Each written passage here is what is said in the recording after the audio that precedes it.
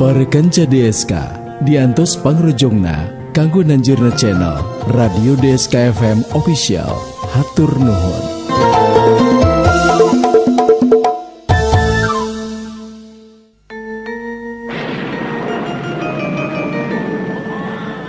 Tetel, nyata geningan supatati ilmu maung teh ayeuna jadi kanyataan. Sabab jelas kabandunganku diri aing anu jadi anak, anu kakargalihirkeun teh bet kieu ka aya anak geningan. Nyaan, aing dorakati anak maung meureunna. Diri aing bener-bener benangku eta supata.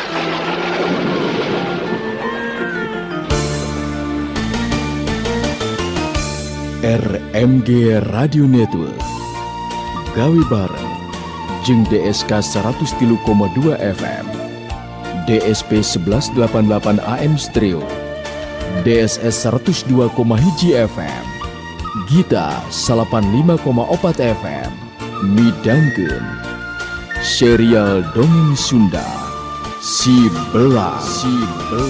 Anak king jimat awakin lu jadi tilam ka eling Bapa henteu boleh ngapi ngajarin barang jeung peuting Si Belang. Naskah hiasana Yat R. Garapan Mang Boni. Teknik jeung montase Laga Jaya. Hiasan musik jeung tata sora Rendika MG. Produser Dewi Miranti. Produksi RMG Record. wayahna hidup sing sabar tumarima kana kadar takdir teu beunang dipungkir kadar teu beunang disinglah. Para kanca sadaya nyanggakeun Si Belang. Suara Karawang 103,2 FM. Memeh ngalengkah ngadegetan kanu keur latihan jurus. Nilawati jeung setan ngalikeun ti jarak anu rada anggang. Nilawati harita kadenge nyarita. Kumaha Kang? Da upami urang maksakeun raskeun lampah mah jelas bakal kawengian di jalan. Kumaha upami urang ngiring ngarerep di eta bumi Kang Seta? Kareresan geuningan pribumina oge aya di buruan. Sapuk Kang Seta upami kitu. Seta unggeuh tanda satuju bari terus ngawalon. Ya, sae kitu Mas. Margi upami dipaksakeun oge. Kirang tenang lumampah wanci wengina. Tah, mangga atuh ayeuna mah urang tepangan eta anu aya di buruan teh. Mudah-mudahan teh teu kabotan urang duaan ngiring ngarerep di bumina. Duanana terus lalempang nyamperkeun kalebah Kirucita jeung Nastiti nu keur latihan jurus. Ningali aya nu datang, Kirucita jeung Nastiti ngeureunkeun latihanan. Nilawati jeung Seta mangut hormat ka Kirucita bari negrakeun pamaksudanana. Kirucita tetela jalma anu hade-hate. Harita dina sikep anu someah ngaku Seta jeung Nilawati ka jero imahna. Geus kitu mah jadi terus panca kaki, lain bae silih wanohkeun diri. Tapi waktu Nilawati nyabit-nyabit ngeunaan Si Belang, obrolan teh jadi nyambung sabab Kirucita oge kungsi nulungan Si Belang. Kadenge harita Kirucita anu cumarita. Oh, janten salira duaan teh lolos di tempatna Tuan Pandehus. Nah dugikeun katiasa ditawan kitu. Kumaha eta teh? Nilawati nu harita ngajawab. Nyari anu janten sabab marga lantaran mah jalaran mbabut salawe kagungan maksad palami hukum diri abdi secara paksa. Malihan waktu abdi sareng Kang Seta ngaloloskeun diri, mbabut salawe mah masih keneh nuju tarung sareng Kiraksa Dewa. Duka saha anu unggul? Ngadenge disebut ngaran Kiraksadewa puguh be Kirucita kaget. Gancang harita tumanya deui. Kiraksadewa mah atuh lanceuk kula Nyi Mas. Waktu waktu kula nulungan si Belang teh apan kung si daratang ka dieu babarengan jeung muridna nu ngaran si Gimbal.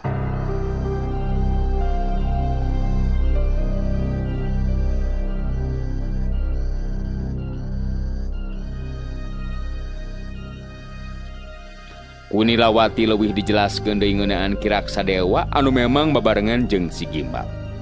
Nu jelas, kayaan Ki Raksadewa anu keur tarung ngalawan Mbah Buyut Salawe aya dina kaayaan bahaya. Sabab Mbah Buyut Salawe kawilang jalma anu kejem jeung telenges, komo ieu nurutkeun anggapanana Ki Raksadewa barontak hianat ka dirina.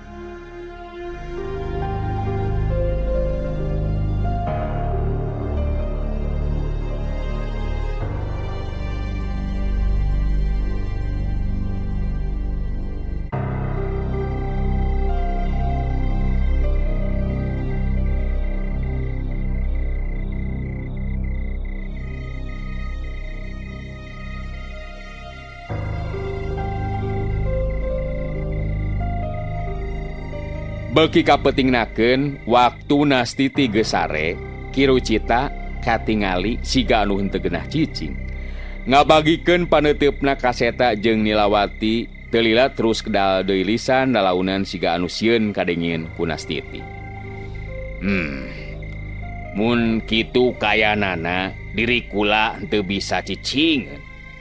Sabab sanajan bener kurang panuju kana tindak talajak nu jadi lanceuk, ari kangaranan keur nying hareupan atawa nyorang bahaya mah bet asa piraku kula nu jadi adina ukur cicing kitu bae. Nilawati males tetepan Ki Rucita terus nyarita. Janten, maksad salira bade kumaha kitu? Seta oge kadenge harita nyarita deui. Mohon, kumaha maksad salira Ki Rucita teh?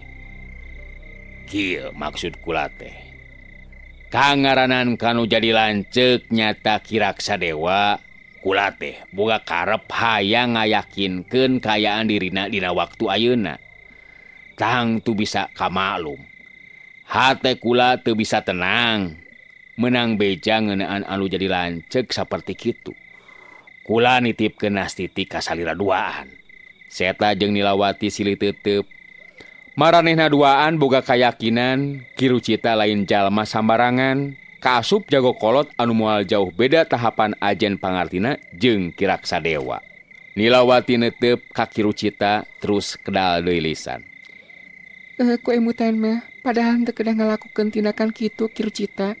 Punten, sanes henteu percanten kana kamampuan salira. Nanging pihak Mbah Buyut Salawe dina waktu sayeuna memang aya di pihak anu kuat. Teu acan waktosna upami urang kedah nying hareupan kakuatan Mbah Buyut Salawe. Ki Rucita nyerengeh seuri terus ngomong deui lalaunan. Bisa jadi Mbah Buyut Salawe memang hebat elmuna Nyimas.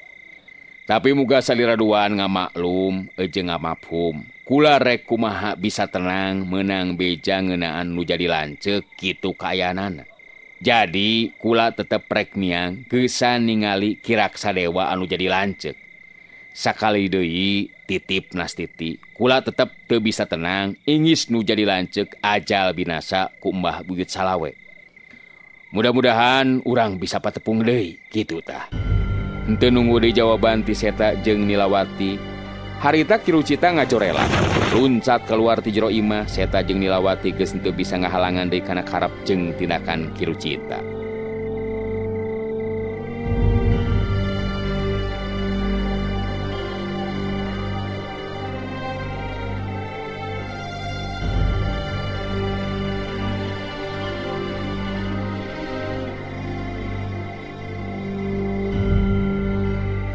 Nilawati nu harita kadenge cumarita. Mudah-mudahan be nasibna Ki Rucita mah ulah dugikeun kangaranapan cilaka Kang Seta. Sok sanaos urang neme tepang, nanging abdi gaduh kayakinan Ki Rucita kawilang jago kolot anu jemar manah sareng wijaksana. Kitu tah Kang. Jeung luhur budi tiasa kabandungan ku urang dina sikep oge caritaanana. Ngan upami Ki Raksadewa dugikeun ka ajal ku Mbah Buyut Salawe, duka kumaha tindakan Ki Rucita Kang. Seta unggek ngabenerkeun kana caritaan Nilawati terus ngawalon. Naon anu disaurkeun ku Nilawati memang leres. Akang oge kitu pisan jalan pikiran teh. Upama dugikeun ka Kiraksadewa ajal ku Mbah Buyut Salawe. Bisa bae Kirucita boga karep geusan balitungan males kanyeri. Urang nu jadi katempuhan di dieu lantaran katitipan Nastiti nyaeta putrana Kirucita. Muhun, kitu puguh nu janten bingung teh Kang. Sedengkeun apana urang teh gaduh tujuan nepangan Mbah Jalukjuk ngawartosan ngeunaan kajadian anu karendapan ku urang. Ku akang bisa kamaklum. Hate oge perasaan Kirucita salaku nu jadi lanceuk. Upama Kiraksadewa dugikeun ka hanteuna, sanajan sakumaha sabarna Kirucita, pasti bisa dipastikeun Kirucita moal cicingeun. Nu akhirna Kirucita nu bakal kaancam bahaya. Upami dugikeun ka dinten enjing Kirucita teu aya mulih, rek kumaha sikep sareng tindakan urang Kang?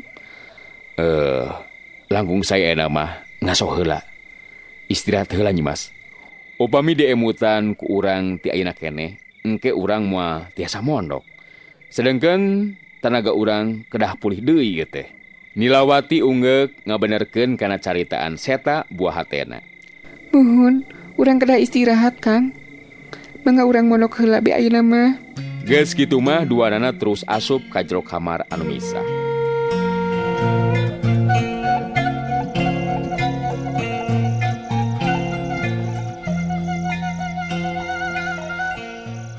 Naon anu disalempangkeun ku Seta jeung Nilawati ngeunaan Kirucita teu nyalahan. Sabab harita Kirucita anu geus dibejaan ngeunaan lebah-lebahna tempat kajadian tarung antara Kiraksadewa jeung Mbah Buyut Salawe akhirna tepi ka eta patempatan. Ngaleket teh sedih jeung nalangsa hate Kirucita anu lain dikieuna. Ningali kayaan Kiraksadewa anu geus ngalayang jiwa, sapasang panonna bocos. Sedengkeun tina sela-sela juru bibirna terus ngalai getih henteu eureun-eureun, nandakeun kayaan bagian jero anggota badan Kiraksadewa hancur ku kakuatan para rejang lawan. Kang Raksa benteu sangka naha anjeun ngaranapa nasib anu saperti kieu Kang. Ajal ku Mbah Buyut Salawe kejem telenges nepikeun ka kieuna nasib lanceuk aing. Nyaan nyeri jeung nalangsa ieu mah kana hatena Kang. Kirucita ngomong sorangan dina jero hatena bari merhatikeun kayaan Kiraksadewa lanceukna anu geus jadi layon dina kayaan anu matak ngenes kana hate. Beuting eta Kirucita geus poho dikacape harita nguburkeun heula layon Kiraksadewa anu jadi lanceukna. Beres nguburkeun layon Kiraksadewa, Kirucita ngacanteng nangtung gigireun Kiraksadewa anungan ukur tinggal tutunggul. Kang Raksadewa, kula salaku nu jadi adi, bet henteu ridho ningali ajal binasa bari dina kayaan di kaniaya mah. Padahal sakuduna anjeun henteu kudu nepikeun ka dibinasa kieu. Nyata nu ngaran Mbah Buyut Salawe jalma anu kejem jeung telenges kasasama. Henteu bisa diantepkeun jelema anu saperti kitu mah. Aing kudu ngayakeun balitungan. Kudu balitungan males kanyeri. Loba jalma nu bakal jadi korban si Buyut Salawe lamun terus diantepkeun tindakanana. Kirucita geus henteu ngingetkeun deui naon-naon. Sanajan ditenang-tenang jeung disabar-sabar oge tetep mebeut meulit kana pejit rasa kanyeri hatena. Manehna gilig grek init ka tempatna Tuan Van de Hus, manehna kudu tepung jeung Mbah Buyut Salawe pikeun ngayakeun balitungan. Kitu tekadna Kirucita dina waktu harita. Geus kitu mah Kirucita ngalengkahkeun sukuna ninggalkeun eta patempatan.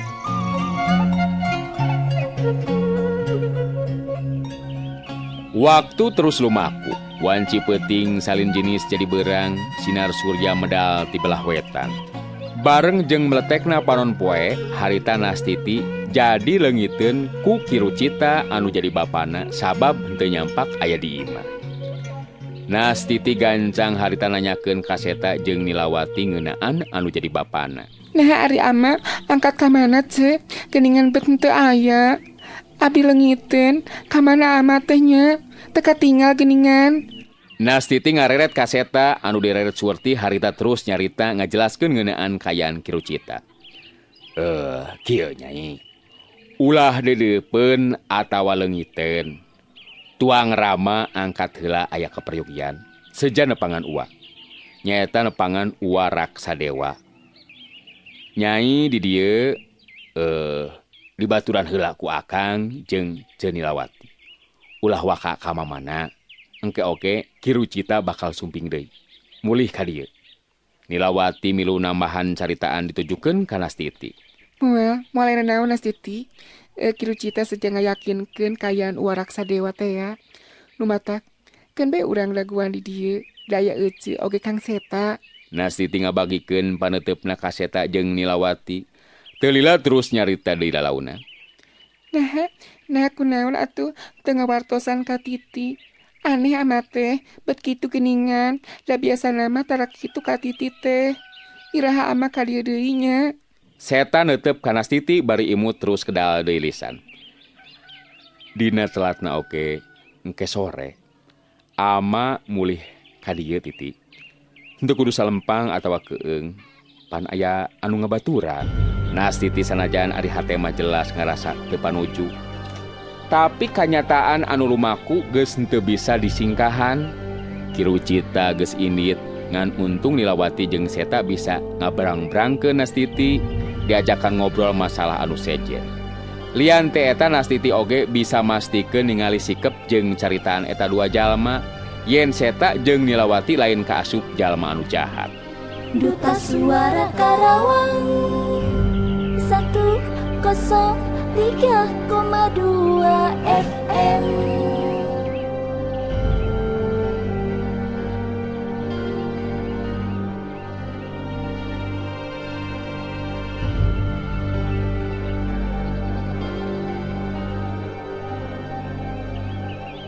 Waktu wanci kaberangnakeun, Seta jeung Nilawati anu keur ngajakan ngobrol ka Nastiti ngadadak pada curing kaget. Waktu ngadenge sora jalma anu keur susumar di luar. Jelas sora lalaki. Seta jeung Nilawati asa apal kana sorana nyaeta sora Suranggala jagona Tuan Pandehus anu kasohor teh. Pontong cicing di jero imah sia Seta, Nilawati. Dewek nyaho. Si laing aya di jero. Hayo keluar sia. Ayo keluar Seta, Nilawati. Dewek datang yeuh, pikeun ngalakukeun tindakan. Keluar. Seta jeung Nilawati silih teuteup meh bareng duanana cengkat nangtung. Tina lebah janela ningali kaluar, di lebah buruan imah tembong opat jirim jalma anu parancuh nangtung. Layalian ti Wanara Bajra, Suranggala, Jairana jeung Nanggolo. Opatanana daratang pikeun ngalaksanakeun parentahna Mbah Buyut Salawe ngabinasakeun Seta terus nyangkalak hirup-hirup Nilawati. Seta ngarenghap narik napas panjang terus kedalisan. Ieu kayaan tos moal bisa dihalangan Dimas. Urang kudu nying hareupan ieu opat jalma. Nu jelas tangtuna oge ngalaksanakeun parentahna Mbah Buyut Salawe. Moal samata-mata maranehna ayeuna daratang ka dieu. Kitu tah Dimas. Nilawati unggek bari ngawalon lelaunan. Leres Kang Seta, di antara eta anu opatan, Wanara Bajra jeung Suranggala mangrupa jago anu langkung punju elmuna. Jadi koena kitu Kang Seta anu kedah mayunan eta dua jalma. Sedengkeun Jairana jeung Nanggolo, mudah-mudahan abdi mampu pikeun ngungkulanana Kang. Memeh arinit kaluar ti jero imah, Seta jeung Nilawati harita badami pikeun milih lawan anu memang kudu diatur heula. Sabab upama Nilawati salah milih lawan, bisa-bisa cilaka. Kituna teh lantaran Nilawati geus bisa nyaho kana ajen pangartina Wanara Bajra anu ayeuna dilinglungkeun aya dina parentahna Mbah Buyut Salawe nu matak kudu Seta anu nying hareupanana. Seta neuteup seukeut kaluar bari terus kedal deui lisan. Kenyataan anu kudu dising hareupan moal bisa disingkahan deui ku urang Mas. Akang bagian ngalawan Wanara Bajra jeung Suranggala. Ulah nepikeun pahili milih lawan ya. Hayu, urang keluar Mas. Memeh keluar Nilawati ngareret ka Nastiti terus nyarita. Titi tetep di dieu. Ulah ka mana-mana. Ece jeung Kang Seta rek kaluar heula nepungan tamu nu teu diondang. Nalengkah-lengkah suku anu tenang pinuh rasa percaya diri Seta jeung Nilawati pada keluar ti jero imah. Celeng. Seta anu pangheulana luncat ngareret ka Wanara Bajra jeung Suranggala. Langsung harita nyarita. Andi kaduaan coba-coba adu hareupan jeung kuring. Datang ka dieu tangtuna oge lantaran diparentah ku Mbah Buyut Salawenya. Kangaranan jago tapi masih keneh tetep aya dina pangaruhna. Nyata maksud kuring teh aya dina pangaruhna Mbah Buyut Salawe hajakal. Hajakal pisan jago masih keneh benang diparentah batur mah. Suranggala mundelik panona ka Seta kadenge harita nyerta deui. Montong loba bacot sia Seta. Ayeuna adalah waktuna silaing kojor kuleungeun dewek. Geura saya gadiri pikeun tamat riwayat hirup Andika Seta. Seta seri leutik bari terus nyarita deui. Ulah wakat tak habur Suranggala.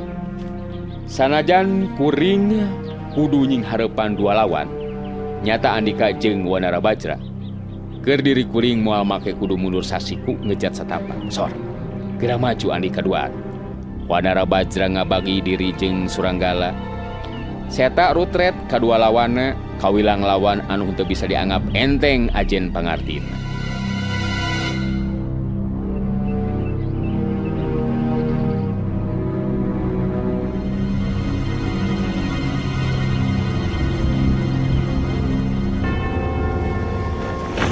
Sedengkeun di tempat anu misah, Nilawati nunjuk ka Jayarana jeung Nangolo terus nyarita. Adi kaduaan tang teu meunang pancen pikeun yang kalak diri kuring. Kuena kitu, sor. Ya si Nilawati ayeuna geus aya di hareupeun Adi kaduaan. Geura lakukeun tindakan Andika. Gesan yang kalak diri kuring. Sor. Geura maju Jayarana, Nangolo. Jayarana jeung Nangolo silireret kadenge Jayarana harita anu nyarita. Sakuduna lamun memang geus ngarti kadatangan ulah dina waktu ayeuna. Mending keneh serah diri Nilawati. Sabab sanajan ngalawan moal aya hartina. Andika moal aya dina kamenangan komo kudu ngalawan duaan. Nangolo oge nyerengeh seuri bari terus nyarita. Nilawati ojo ngelawan lah. Sing mending serahkan diri. Ora nopo-nopo ayo. Tak serahkan dirimu sing arep ngelawan ora iso menang. Nilawati. Nilawati ngabagikeun paneuteup-na kadua lawanna. Seri sinis bari terus nyarita deui. Ulah bakas ngomong Andika duaan. Lebih hade buktikeun ayeuna kahebatan Andika. Nah bener mampu nyang kalak diri kuring. Jayarana jeung Nangolo pada ngatur ngabagi diri. Maranehna duaan memang teu bisa nganggap enteng kana ajen pangartina Nilawati.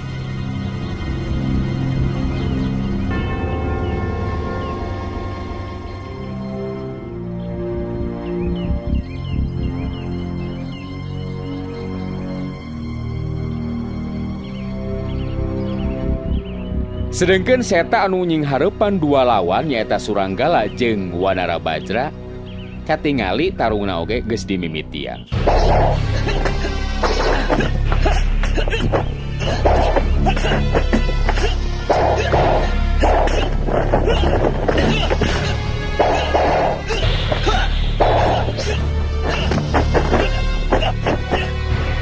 Wanara Bajra sanajan lemur teu ngagunakeun pakara, tapi jelas tahapan ajen pangartina leuwih punjul, leuwih hebat jeung leuwih ngabahayakeun Suranggala anu ngagunakeun pakarang gobang pusakana.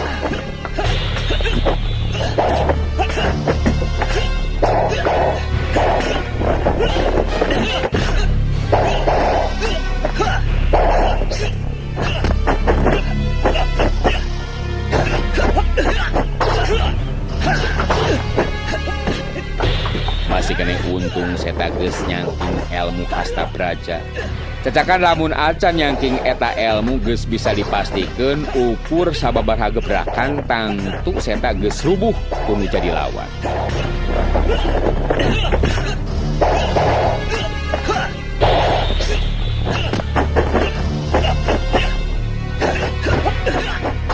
Suranggala beuki panasaran hatena ngarangsek ku panarajang anu legara. Manehna boga kayakinan kangaranan maju bareng jeung Wanara Bajra saperti kitu, Seta tangtu moal mampu pikeun ngimbangeunana. Wup, syuk, syuk, kubang lawan sababaraha kali bantrok jeung besi mencos nu nyambung leungeun buntung Seta. Suranggala ngadaligdeug mundur ka tukang kadorong ku tanaga lawan. Ngan orok kaya Seta kudu ngabuang diri buru-buru mangsa nyingkahan datangna panarajang Wanara Bajra anu leuwih ngabahayakeun.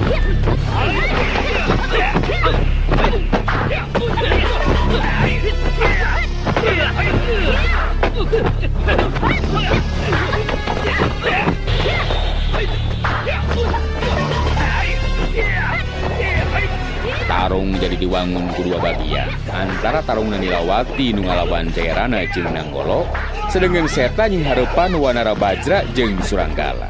Nu katarah henteu imbang pisan mah tarung nu dising hareupan ku Nilawati keur mah memang lemor tanpa pakarang. Sedengkeun dua lawana harita ngagunakeun pakarang andelanana masing-masing. Kituna teh lantaran hayang bisa buru-buru ngalumpuhkeun Nilawati pikeun dicangkalan.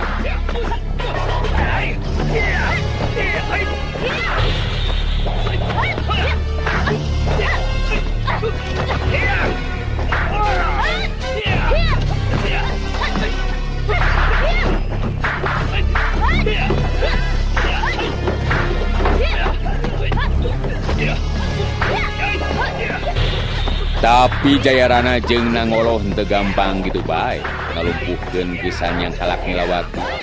Sabab Nilawati tahapan ajen pangartina kawilang cukup hebat teu bisa dianggap enteng.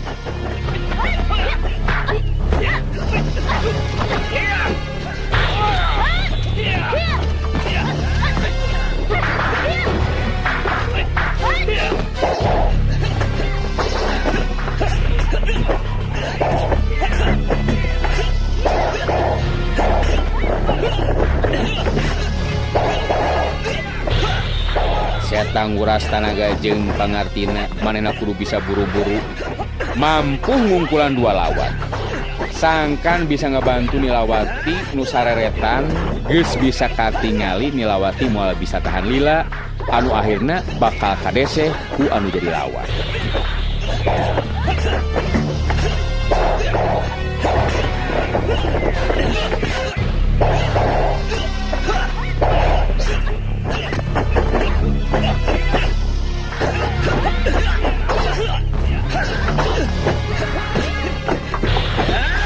Wanara Bajra anu aya dina pangaruh elmuna Mbah Buyut Salawe, di mana jiwa jeung pikiranana dilinglungkeun. Geus henteu boga pamilih. Bener jeung salahna tindakan anu keur dilakukeun ku dirina dina waktu harita. Nu penting Seta anu jadi lawan dina waktu harita kudu ajal binasa ku leungeun. Nu mata teu aneh. Lamun daya panarajang Wanara Bajra kawilang sarua garangna jeung Suranggala malah jelas leuwih ngabahayakeun pikeun Seta sabab tahapan ajen pangartina Wanara Bajra leuwih punjul batan Suranggala.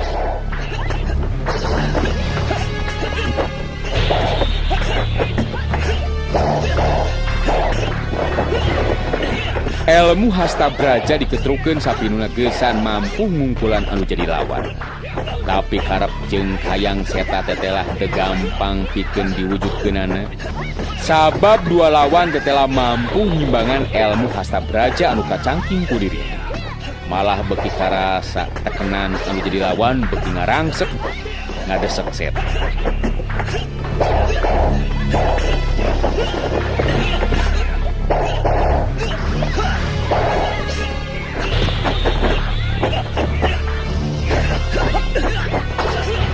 Nastiti anu ningalikeun ti jero imah kana lumangsungna kajadian jadi kaentepan ku perasaan sieun.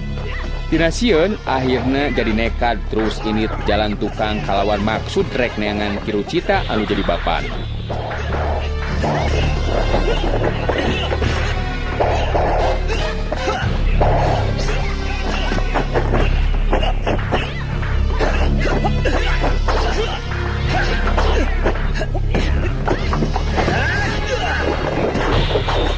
Seta jeung Nilawati terus mertahankeun diri keur maranehna duaan memang geus kilig tur taya dipilihan leuwih hade ajal pati batan kudu serah bongkokan ka jalma-jalma titahan Mbah Buyut Salawe. Maranehna duaan teu ieu nyahoeun lamun Nastiti geus init eueuh di imah.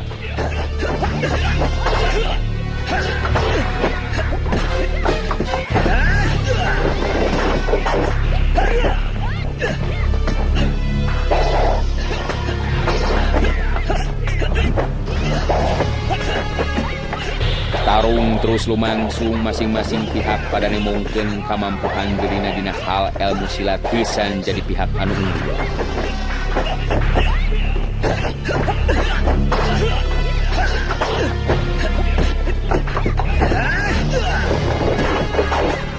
Kurang tinggalkeun heula anu keur tarung caturkeun si Belang harita keur dinasehatan ku Mbah Jalugjug anu jadi guruna. Duta Suara Karawang 103,2 FM. Kacerdasan si Belang dina hal ngayakinkeun elmu ngagunakeun pelor haur kuning teh memang luar biasa. Sabab si Belang tetela geus mampu ngayakinkeun eta elmu. Kadenge harita Mbah Jalugjug anu keur cumarita. Hehehehe. Hidup memang hebat, Jang. Dina waktu anu henteu lila geus mampu ngayakinkeun elmu ngagunakeun pelor haur kuning. Nyaeta keur ngalumpuhkeun elmu halimunan Mbah Buyut Salawe. Ngan sok sanajan kitu, hidup ulah terus jadi sombong, Jang. Sabab kasombongan malah bakal nyilakakeun diri sorangan. Si Belang netep antep ka Mbah Jalugjug anu jadi guruna. Terus harita nyarita. Uing mah lain rek sombong ki, tapi amun si Mbah Buyut Salawe si Mbah Buyut Salawe diantepkeun bakal ngabayakeun keur jalma anu henteu boga dosa ki. Hehehe. Memang benar Belang. Caritaan hidup henteu salah. Tah, elmu pikeun ngagunakeun pelor haur kuning diri hidup geus mampu. Ngan kade kangaranan jago kolot saperti Mbah Buyut Salawe tangtu lain ngan ukur elmu halimunan wungkul, Jang. Henteu mustahil upama masih keneh aya elmu-elmu anu sejena, Jang. Lumatak diri hidup tetep kudu waspada dina nying hareupan jalma saperti Mbah Buyut Salawe. Caritaan ti Aki ku uing bakal diperhatikeun ki. Si Mbah Buyut Salawe cok beja memang loba ilmu na cenah ki, tapi uing teu sieun ki. Memang ulah sieun, Jang. Hidup henteu kudu sieun ku Mbah Buyut Salawe. Sabab nu disebut waspada lain ngandung harti sieun, tapi hati-hati. Nyaeta henteu nganggap enteng kana ajen pangarti lawan. Sabab lamun geus nganggap enteng pangarti lawan, eta ngandung harti takabur. Ingatkeun, masih keneh apa kana cara ngagunakeun anak eta pelor haur kuning. Nyaeta waktuna anu kudu pas ulah kapiheulaan ku Mbah Buyut Salawe. Kaburu matek elmu halimunanana kitu tah, Belang. Si Belang unggek bari terus ngajawab. Ku uing geus diapalkeun ki. Geus diapalkeun. Moal salah ki. Nurutkeun Aki kira-kirana uing bisa menang moal ki ngalawan Mbah Buyut Salawe. Sok prediksi ku Aki. Ngeunaan menang jeung eleh nama gumantung kana engke buktina, Jang. Aki henteu bisa ngaramalkeun ti ayeuna ngan anu penting sanajan nepikeun kangalaman eleh atawa ajal. Kangaranan urang geus merangan kadoliman, lian ti eta oge lumampah dina jalan anu lempeng, urang henteu kudu ngarasa sieun. Hidup kudu yakin salah moal rek pahili jeung bener. Hehehe. Kaharti maksud omongan Aki Jang. Kaharti Ki. Tah, engke di mana hidup geus beres urusan jeung Mbah Buyut Salawe. Datang deui ka dieu ngan kudu bareng jeung Seta. Sabab Aki rek ngaguar ngeunaan hiji rahasia anu penting pisan Jang. Eta rahasia teh nu kudu nyaho teh Ujang jeung Seta. Si Belang kerung bari netep kanu jadi guruna. Tetepan anu nganu ngerasa kapanasaran teu lila si Belang terus nyarita deui. Rahasia naon kitu Ki? Bisa uing nyaho ayeuna Ki? Hehehe. Nyasat oge atuh rahasia Jang. Ari kudu diomongkeun atawa dibetuskeun ayeuna ku Aki mah. Ngan nu penting Seta kudu milu nyaksian. Tah, lantaran diri hidup geus mampu ngayakinkeun ilmu anu dilatih. Ayeuna waktuna diri hidup buru-buru miang. Lampah anu disorang cepet ngidul. Sabab Nilawati jeung Seta dina waktu ayeuna butuh ku bantuan hidup. Ieu nu penting diperhatikeun ku hidup Jang.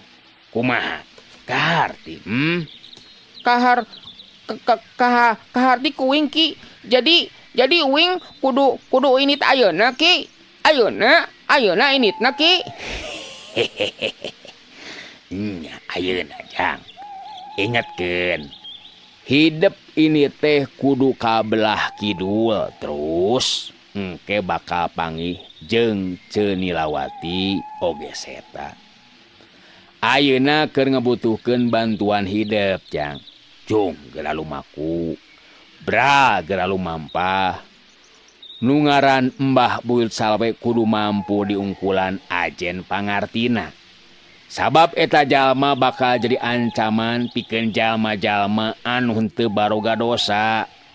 Sabab eta jalma memang keur mawa karep sorangan atawa sakarep ingsun tindakanana atawa tindakan samana-mana kasasama.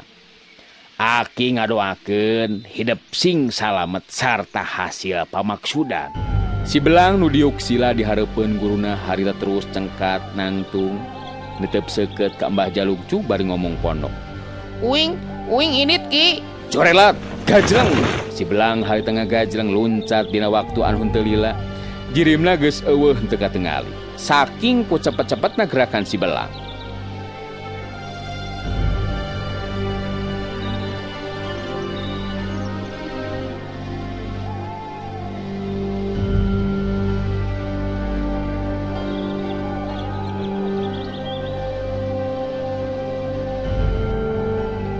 Mbah Jalukjuk narik napas panjang, bari ngagerendeng ngomong sorangan.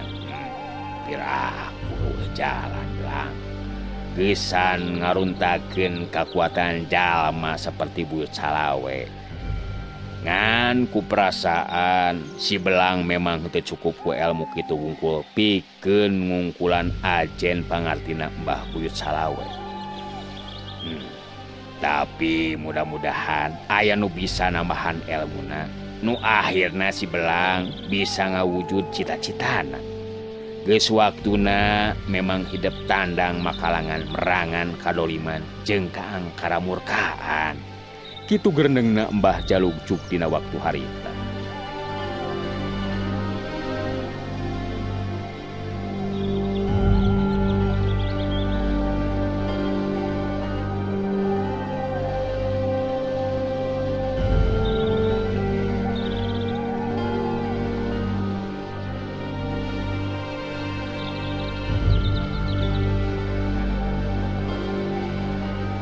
Sedengkeun si Belang luyu jeung pituduh Mbah Jalukjuk anu jadi guruna harita lumampah cepet ngidul kalawan harapan bisa tepung jeung Nilawati katut Seta.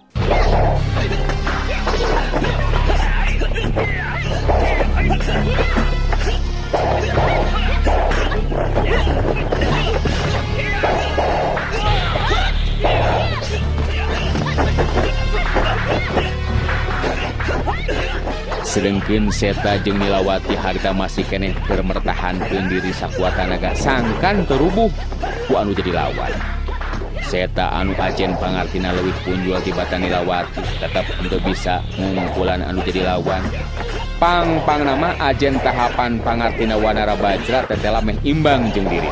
Ditambah ku bantuan ti Suranggala tang tube Seta beukli lama jadi kawalahan dina nying hareupanan.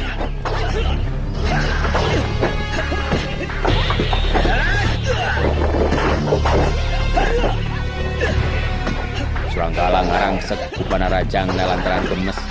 Seta lain bae bisa ngahindarkeun diri, tapi sapasang leungeun jeung sukuna ngasupkeun runtuyan Panarajang kanu jadi lawan tur henteu bisa dibendung jeung disingkahan deui. Ngajadikeun Suranggala ngagero kaget bari jeung awakna ngajengkang ka tukang rubuh babengkang. Sebut, wut, syuk, praja, des, jebot, cekuk, des. Waduh! Jengkang, kebut. Suranggala bisa dirubuhkeun ku Seta. Tapi tebusanana memang mahal. Runtuyan Panarajangna Wanara Bajra hata geus teu bisa dibendung atawa disinggahan deui ku Seta. Ngajadikeun Seta ngagero bari ngajengkang awakna terus ngabebengkang maring lembut. Sok, wut, cerelat, jebrot, cerebet, des. Aduh, jengkang, kebut. Seta geus teu bisa ngajaga deui kasaimbangan badan.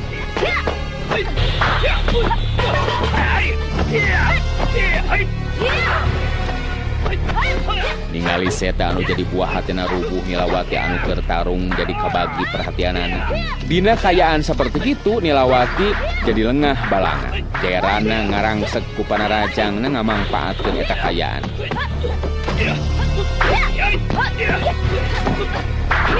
Nilawati ngagero kaget tingkahan datangna Panarajang lawan. Panarajang Jairana bisa disingkahan, tapi gerakan Nanggolo anu di luar dugaan teu mampu disingkahan deui ku Nilawati. Waktu ramo-ramo leungeun Nanggolo mencet ulat penting dina beheung Nilawati. Jeng, cerelat. Aduh. Lumpuruk. Kudupruk. Nilawati ngalumpuruk. Leuleus lir anu kapupul bayu lantaran dilumpuhkeun ku Nanggolo. Wanara Bajra, Suranggala jeung Jairana katut Nanggolo pada ngeureunkeun tindakanana. Opatanana katingali pada saeuring ngumbar rasa kasuka sabab pihakna aya dina kaunggulan. Seta tetelah henteu bisa ngoneal deui hudang getih kaluar ngalayi tina sela-sela juru bibirna. Nenakeun Panarajang Wanara Bajra anu keuna kana anggota badan geus ngabalukarkeun tatu di jero pikeun Seta. Suranggala sanajan bari jeung masih keneh sumengir nahan kanyeri, jumarig jeung lengkahna tetep kaubaran hatena sabab Seta jeung Nilawati mampu diungkulan ku pihakna. Suranggala bari jeung sumengir nahan kanyeri, ngareret ka Jairana terus nyarita. Luyu jeung parentahna Mbah Buyut Salawe. Si Seta geus entong dibere deui ampun. Bagian anika pikeun maragatkeun jiwana. Sapatkeun beheungna. Jelema saperti si Seta geus ulah dibere deui ampun euy. Jairana seuri manehna memang geus sayaga pikeun ngagunakeun bedog pusakana namakeun riwayatna Seta. Tenang. Si Seta geus moal mampu udang deui. Nu matak urang paragatkeun sakalian dina waktu ayeuna. Tuman ieu jelema lamun teu diperenan ayeuna sok nyingkir kabeh. Kabeh malunur Jairana ngalengkah maju ngadeuketan ka lebah Seta. Bedog pusaka pageuh dina ceklanana. Seta ngan ukur bisa neuteup ku teutepan anu ngandung rasa putus asa. Ningali Jairana mancuh nangtung di gigireun manehna anu ngagoler luhur ieu memat. Duta Suara Karawang 103,2 FM.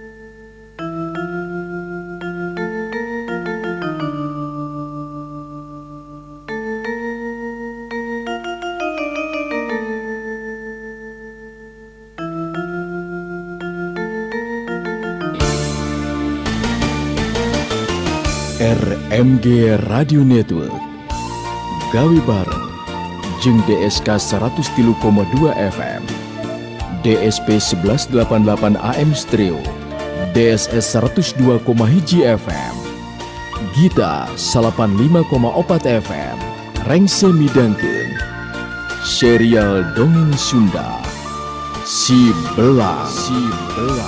Anak king jimat awakin nu jadi tilam ka eling